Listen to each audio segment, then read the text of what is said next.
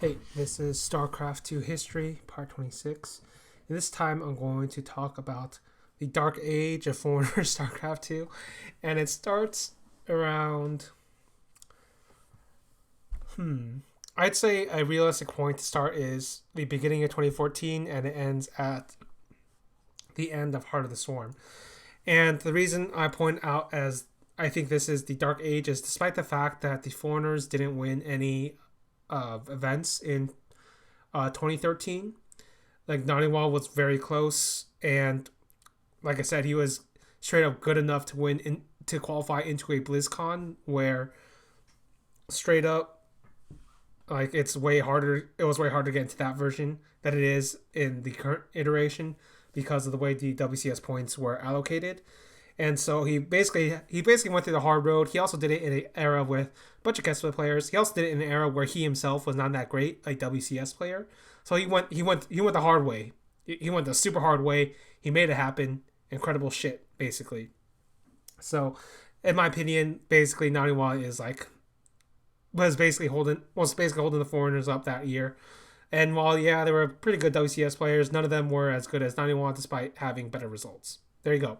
In that tournament anyway. Now, from 2014 through the end of Heart of the Swarm, I call this the dark era of Foreigner StarCraft, basically because you're never going to get that weird period at the beginning of StarCraft 2 where like a bunch of the foreigners were good, very good all at once. Like like I said, I call it the height of foreigner power in one of the previous StarCraft 2 videos where it's like Huck, Idra, Thorzane, Naniwa, Stefano, like all of them coming up all at once at a very specific moment in time. Now, what's going to happen from this point onwards is basically Kespa comes in at the end of, or at the some point in 2012, and by 2013 onwards, they've basically integrated into StarCraft 2. There's no more, and the player pool has doubled up. On top of that, there's a bunch of Koreans out there playing in WCS, and then even more Koreans playing abroad. So it's going to become very, very hard for foreigners to get any kind of results going. And because of that, I'm going to go ahead and say, even though a lot of people don't think the foreigners were that good during this period, I actually think it's real. I actually think they're about the same. They're about the same to now, given the context of both the way the game works out. For instance, straight up, I'm gonna say it, Norchio. If Norchio's listening, you were not good at Heart of the Swarm. I don't blame you. You hated this. You hated this iteration.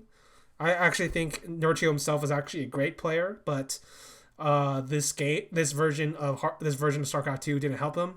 So there's like context like that going on. On top of that, there's the context of way more Korean players constantly playing against the foreigner players, and if you look into something like League of Legends or even something like Tekken or a little bit in Street Fighter, basically, if you let a Korean play long enough, they're going to adapt, they're going to learn, and that's where their strength lies as an esports country in a sense. And so, in my opinion, it's actually easier to get results. In it, not easier, but it's certainly a caveat you have to consider in the current era of StarCraft 2 where they don't play as often against each other. Now, of course, there's like online shit too, so could be unfounded. Like I said, it's very hard to like this to not. I can say this, but basically, it's very hard to disentangle all the context around all these different various things and how they interact, right? But basically, given the context of the fact that Kespa was all in at that point, way more Korean players, way more traveling of the Korean players abroad, and the way the meta works for certain players, it's in my opinion actually not that bad for. I don't think the foreigners were as shit as people claim they were. I actually just think it was a much harder era, much harder to win. And so when I'm going to talk about these upcoming players, these foreigners, basically, you have to give it up to them basically because they were all very good, even for like brief moments of time to have done what they did, especially the last guy I'm going to talk about. But they basically I feel like their achievements, even though they're not going to get the results of like modern day WCS players or the old days in StarCraft 2 before the Kespa switch happened, you have to give them plaudits for what they basically did during this time.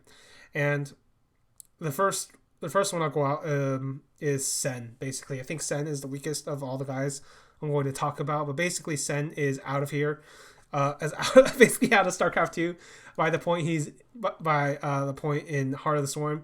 As far as I know, he's not practicing at all, and basically he's playing more Hearthstone. Funnily enough, I believe he wins like I'll get into this. So basically, in 2014, there was this tournament called TWOP, the Taiwanese Esports Open or something like that. And basically, Sen wins this, and it's like one of the only tournaments where a foreigner wins against Koreans in a Korean-filled field. And if you look at the list of players, yeah, it's pretty good. But if you look at Sen's run, not that great. Basically, he beats Cheetos. Nobody even know who the fuck Cheetos is. Basically, a Taiwanese player. Bomber, pretty decent. Haas is Haas. Like, I think that guy is terrible, basically, but he's really funny. And then he beats Hyun in the finals 4-3. Pretty good. A week later, he actually goes on to win a Hearthstone tournament. So there's a little fun factoid for you. But basically, he wins this tournament, and it's a big deal in Taiwan, I believe. And obviously, it's like a great feeling for Sen because I actually think Sen is really underrated when it comes to the foreigners.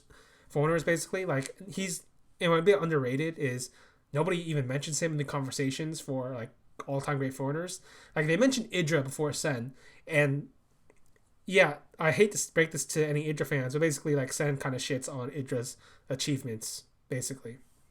And so, Sen is a much better StarCraft 2 player, and even by, like, some weird-ass criteria, he could actually be put higher if you're just looking at peer results.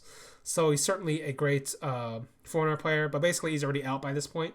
But he does win one in 2014 for the foreigners, basically. He also wins another. I think he won another one. Let me check. I'm not exactly sure. Let's see here. Oh yeah, I believe he wins some kind of. Oh yeah, he won another one with like MMA and Supernova. That didn't really matter, did it?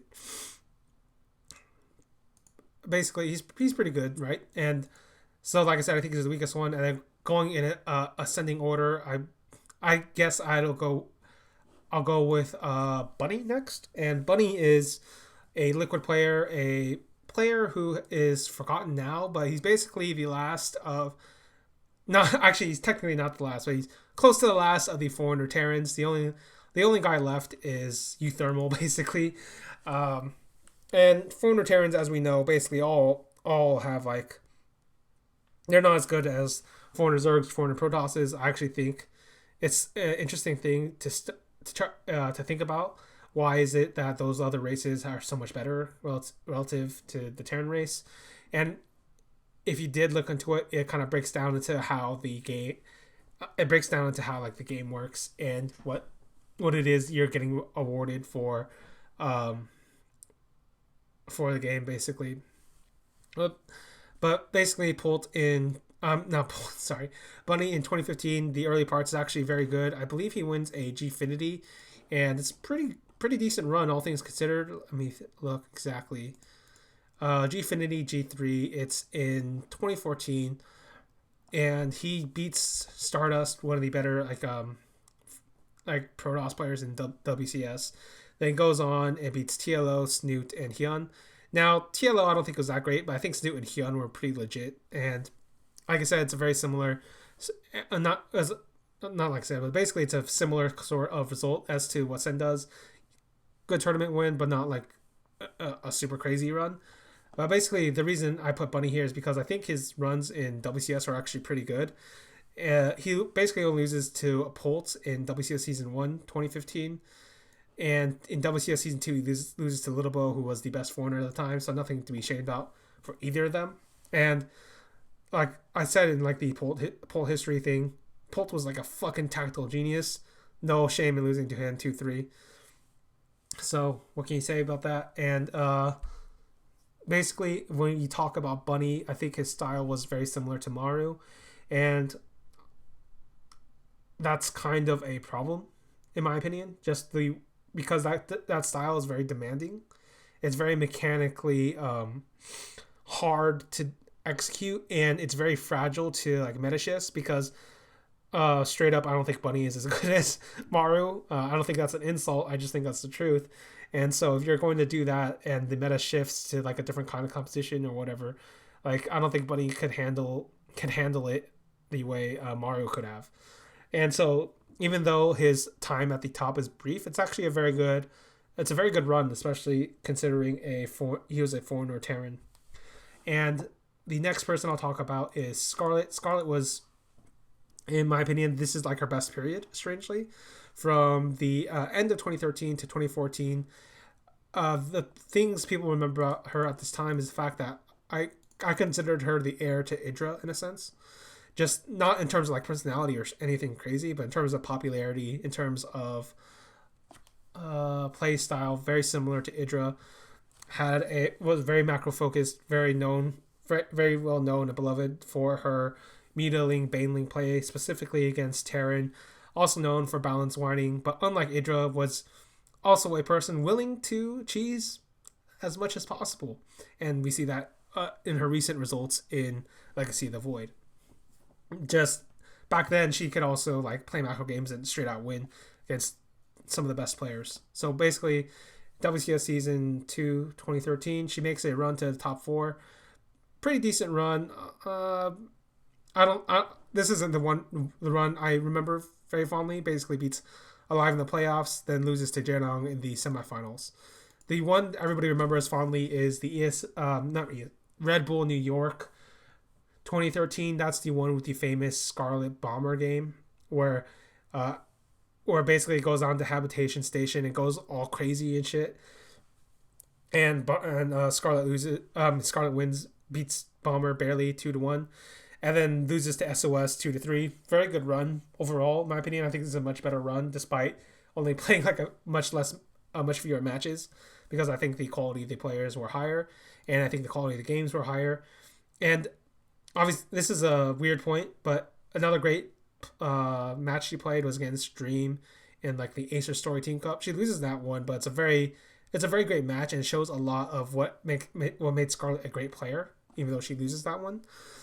As for her closest victory, and what probably could have been her biggest victory, was NorthCon. And this is seemingly a one-off tournament because they never do it again. But basically, it's run by Asus, I believe. And what she does is she goes through the groups, beats Jokji. Jokji was a very well-respected WCS EU Korean Terran. Beats Elfie. Strangely, she is also like the head of Elfie's like fan club, so that's kind of messed up, Scarlet, in a sense. But basically, it goes on to beat Stardust.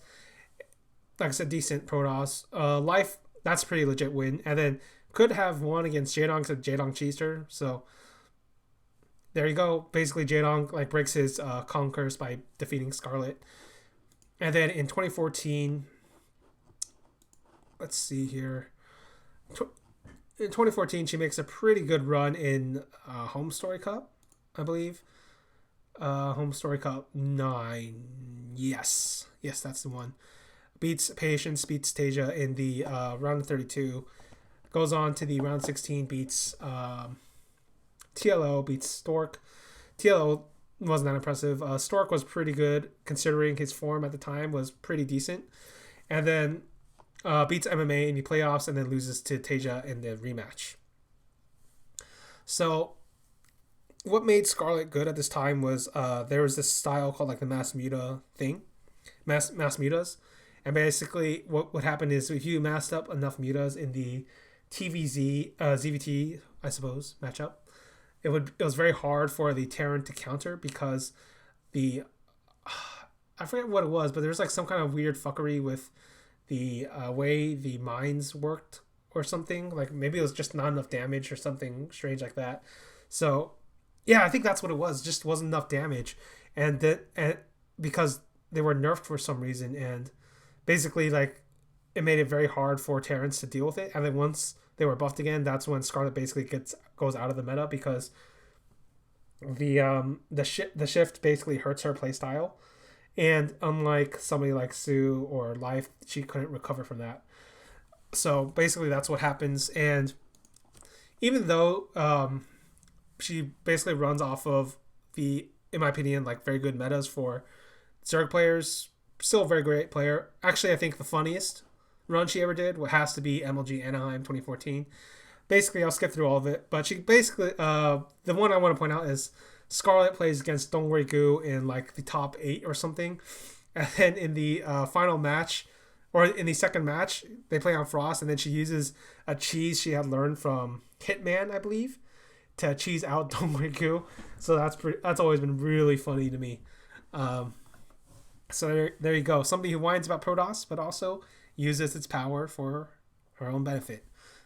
And and in my opinion, I think this is her best period, even though she won like that tournament recently. I forget what it was. Shit. Something everybody else liked, but I thought it was okay. Let me think. Oh, Pyeongchang, basically. Yeah. Now, now I'm gonna go to. Should I do it for this one? Well, may as well. Basically, I'm already here. The greatest foreigner, in my opinion, with Heart of the Swarm is Snoot. Now, if you just looked at Snoot's results on Wikipedia, you're like, what? Really? Is this guy really that great in Heart of the Swarm? Because this is a guy who has collected a shitload of top 8s, like a shitload of top 8s, and that's where he would choke out, basically. He doesn't really have a lot of great deep runs. But what makes Snoot incredible is the fact that if you just look up his matchup results against on land against top level Koreans, he actually has a winning matchup against almost all of them, basically. And that's what makes Snoot so incredible, in my opinion, is basically what's going to happen throughout Snoot's entire career. And as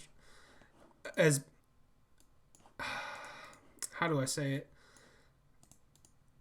Maybe I should do it in some video. Well, anyway, basically what's going to happen throughout Snoot's entire career is he's going to get nerfed to the ground, and then he's going to build himself back up, and he's going to and then he's going to create a style or master a style the Koreans can't deal with. That's actually the correct style to play, and then he's going to beat the Korean Protosses. In my opinion, Snoot is straight up the best Zerg vs Protoss player StarCraft 2 has ever seen, and yeah, I guess I may as well make it his own video because like what he does with this shit is actually so mind-boggling. But basically, Snoot, in my opinion, he does what no other foreigner basically does, is he masters a matchup to an extent and through so many different metas that he is the only player in my greatest of all time matchups for StarCraft 2 that's a foreigner to be the best at it.